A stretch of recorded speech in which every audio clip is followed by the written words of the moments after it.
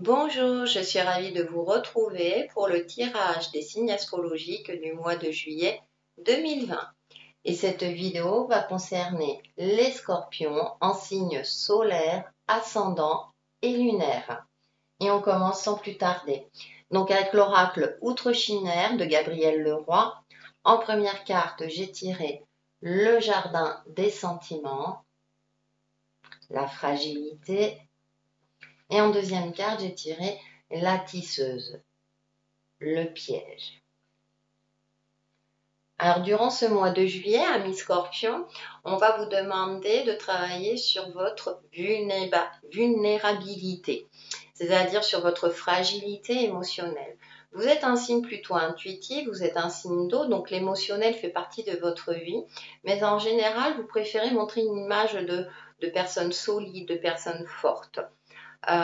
Et vous avez tendance à cacher votre fragilité, à peut-être ne pas la prendre en compte suffisamment pour pouvoir agir, on va dire, avec peut-être plus de modération par rapport à une situation ou dans le domaine relationnel, c'est-à-dire un petit peu d'arrondir les angles.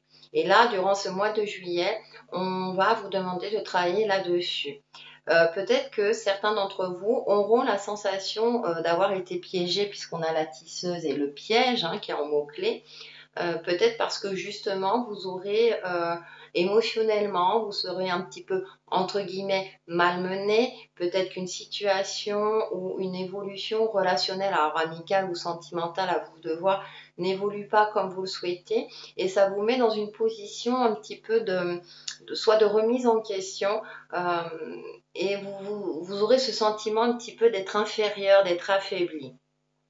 Or, justement, peut-être qu'il faudra travailler dessus pour travailler peut-être sur votre perception de cette situation ou de ce relationnel pour rééquilibrer, on va dire, les choses et voir la situation ou les choses telles qu'elles sont.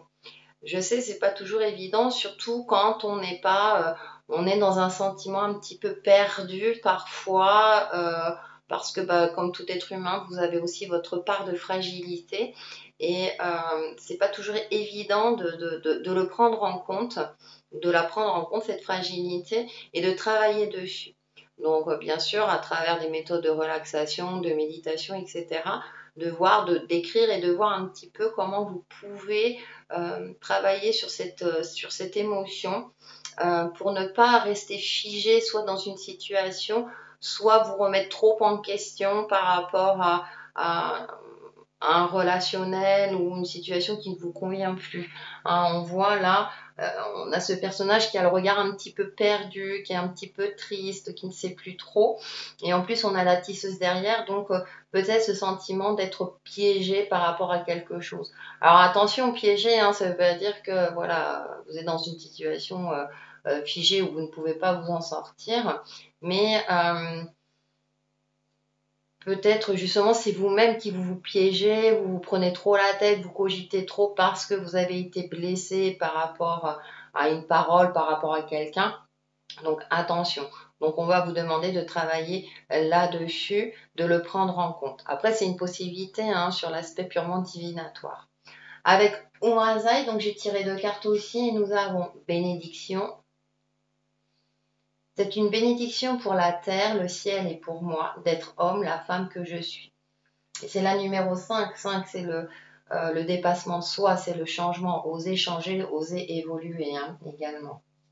C'est le pape aussi, dans le tarot. La numéro 13, passage, de l'expérience naît la conscience, de la conscience naît la sagesse. Et pour ceux qui connaissent le tarot, la numéro 13, c'est la mort et résurrection.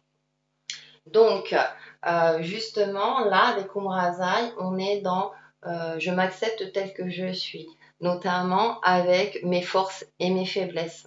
Je parlais de fragilité avec l'oracle Outre-Chimère, d'être aussi ancré sur Terre, d'être vraiment clairvoyant par rapport à votre situation. Et avec cette carte numéro 13, on va vous demander de prendre en compte votre expérience de vie, donc de prendre en compte aussi vos échecs pour pouvoir évoluer. Et donc, il y a cette notion de jeu de mots avec le passage, C'est-à-dire que parfois dans la vie, effectivement, il faut savoir se dépasser et il faut savoir sortir de sa zone de confort pour pouvoir évoluer.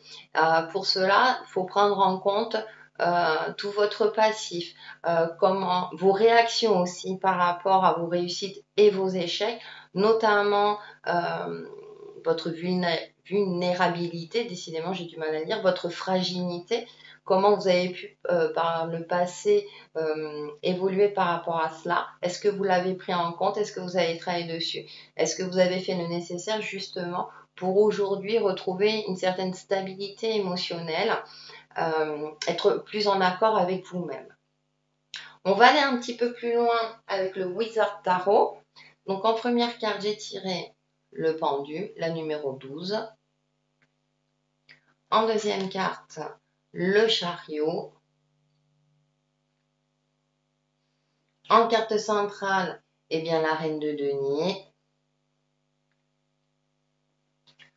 Ensuite, l'as de bâton. Et en dernière carte, le cavalier d'épée. Bien, c'est intéressant tout ça parce que, on va dire durant la première quinzaine de juillet, nous avons deux cartes qui s'opposent et ce sont deux arcanes majeurs. On a le pendu et le chariot. Donc une carte d'arrêt, si j'ose dire, et une carte de mouvement. Donc il y a une espèce de dualité. Dans ce jeu-là, le pendu, on voit les feuilles, donc on soupçonne que c'est le signe de l'automne. Le signe de l'automne, c'est laisser mourir ce qui a à mourir et pour laisser place à la nouveauté. Le pendu, il y a deux possibilités. Soit il y a un temps d'attente, effectivement, il y a quelque chose qui vous oblige à être patient parce que ça ne dépend pas de vous, parce que ça dépend d'éléments extérieurs. Il y a aussi cette possibilité-là de voir les différents aspects de votre vie ou par rapport à une situation qui vous préoccupe sous un autre angle. Vous désirez avancer pour pouvoir justement avancer. Et c'est là le paradoxe, c'est-à-dire qu'on n'est pas toujours dans l'action concrète, je fais. Il y a aussi des temps de pause et de reconsidérer une situation ou de prendre du recul justement pour pouvoir ensuite enclencher l'action, avancer de manière beaucoup plus efficace. On a un aspect à vous de voir en fonction de ce qui vous parle le plus. Et justement, là, avec cette reine de denier au centre, j'ai encore cette notion de se poser, de prendre le temps d'apprécier tout ce que vous avez. Vous voyez, là, elle est assise tranquillement. Donc, sur un siège en bois, on a encore l'ancrage, on a la terre. Il y a peut-être un ancrage à travailler pour vous, amis Scorpion, et de vous poser. Il y a un temps pour agir, il y a un temps pour se poser, comme je le dis toujours. Et donc là, on voit l'arc-en-ciel derrière. On voit, c'est une carte très jolie, très harmonieuse. Elle est assise, elle tient son pentacle dans les mains, tranquille.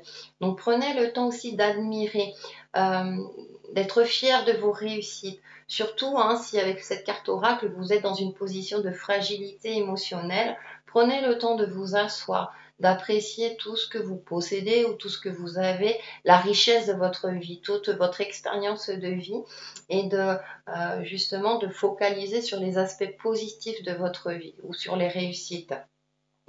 Donc on a encore cette carte où je me pose, je prends le temps de considérer toute l'abondance aussi que j'ai autour de moi.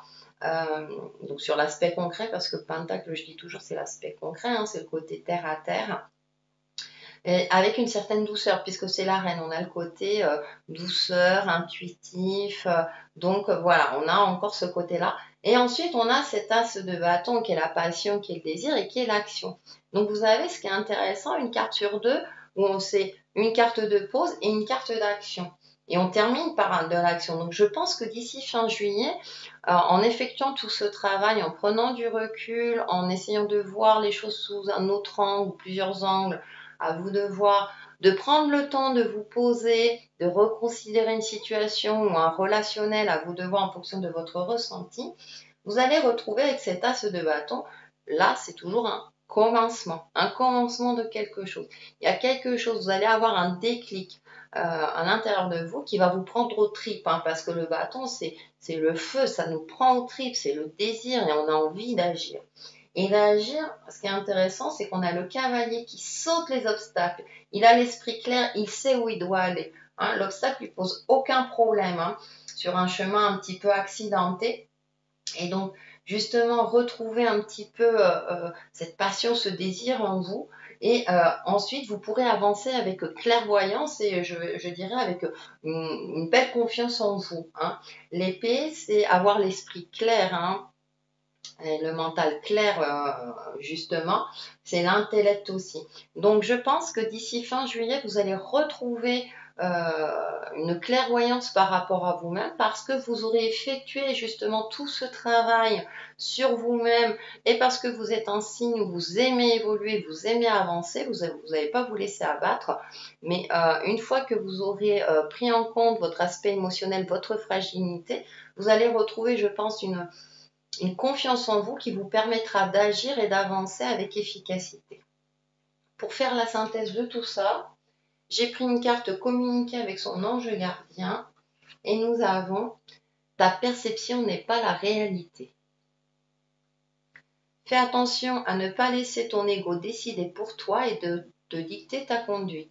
La perception que tu as des situations provient de deux endroits, ton mental ou ton âme. Es-tu bien certain de ce que tu vois? C'est ta réalité et non la réalité. Ce qui peut te jouer des tours et te rendre très malheureux. Reviens vers toi et observe bien la situation avec ton cœur. C'est intéressant parce que ça donne un point de vue, je dirais, complémentaire par rapport à l'ensemble du tirage. Là, on va parler de l'ego. Moi, je parlais de votre fragilité. Et effectivement, quand on se sent blessé, fragile, pas bien, l'ego a tendance à prendre le dessus. Donc, c'est assez intéressant. Prenez-le en compte. Attention à votre perception, justement pour agir avec efficacité et non de manière, on va dire, anarchiste. Pour vous aider à y voir plus clair dans tout cela, donc votre mantra du mois de juillet avec une carte pour vivre en pleine conscience. Mes inquiétudes sont les fruits de mes projections dans le futur. Donc, on vous demande de revenir à l'instant présent, de prendre le temps de vous poser. Donc, le petit mantra, c'est un mantra que vous pouvez vous dire, mais moi, je rajouterais, c'est « je suis dans l'instant présent ». Voilà, hein, ça veut dire la même chose, sauf que là, on parle des inquiétudes, et moi, je transforme « je suis dans l'instant présent ». Voilà pour nos amis scorpions pour le mois de juillet 2020 et je vous retrouve très très vite sur ma chaîne Texi et Chemin de Vie. Bye bye!